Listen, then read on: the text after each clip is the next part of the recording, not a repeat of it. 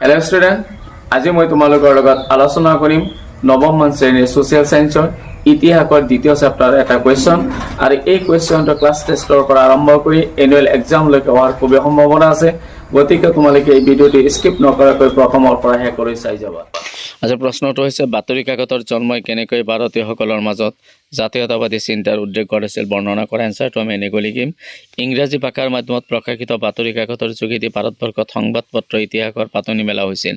James আগস্টাছ হিকিৰ দ্বাৰা প্ৰথমখন ইংৰাজী ভাষাৰ সংবাদপত্ৰ বেংগল গেজেট প্ৰকাশ পোৱাৰ পৰা 3টা দশক জুৰি ইংৰাজী ভাষাৰ সংবাদপত্ৰৰ প্ৰাধান্য মন কৰিবলগীয়া আঞ্চলিক ভাষাত প্ৰকাশিত সংবাদপত্ৰৰ জনপ্ৰিয়তা আৰু সমাজত গঢ়ি উঠা ইয়াৰ ভূমিকা সম্বন্ধে ইংৰাজ শাসকবৰ্গ সজাগ হৈ উঠিছিল আঞ্চলিক ভাষাৰ সংবাদপত্ৰই ভাৰতীয় জাতীয়তাবাদ গঢ়ি তোলাত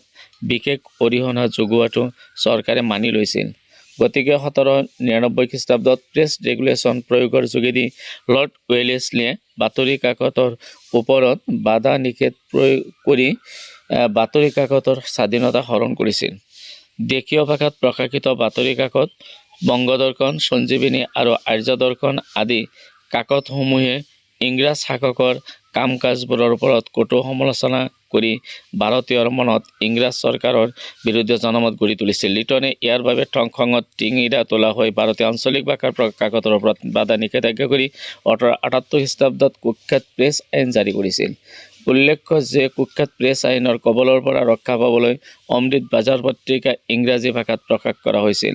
লৰ্ড লিটনে 1878 খ্ৰীষ্টাব্দত অস্ত্ৰ আইন জাৰি কৰি ভাৰতীয় লোকক আগ্নেয় অস্ত্ৰ ধাৰণ কৰাত নিষেধ আৰোপ কৰিছিল লিটনৰ অস্ত্ৰ আইন আৰু প্ৰেছ আইনে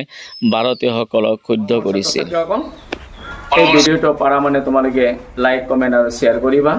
যিসকলে এতিয়ালৈকে মোৰ ইউটিউব চেনেল সাবস্ক্ৰাইব কৰা নাই তেখেতসকলে কাষত থকা বেল আইকনটো বজাই মোৰ ইউটিউব চেনেল সাবস্ক্ৰাইব কৰিবা আৰু নতুন নতুন সোশ্যাল সায়েন্সৰ ভিডিঅ'সমূহ চাই থাকিবা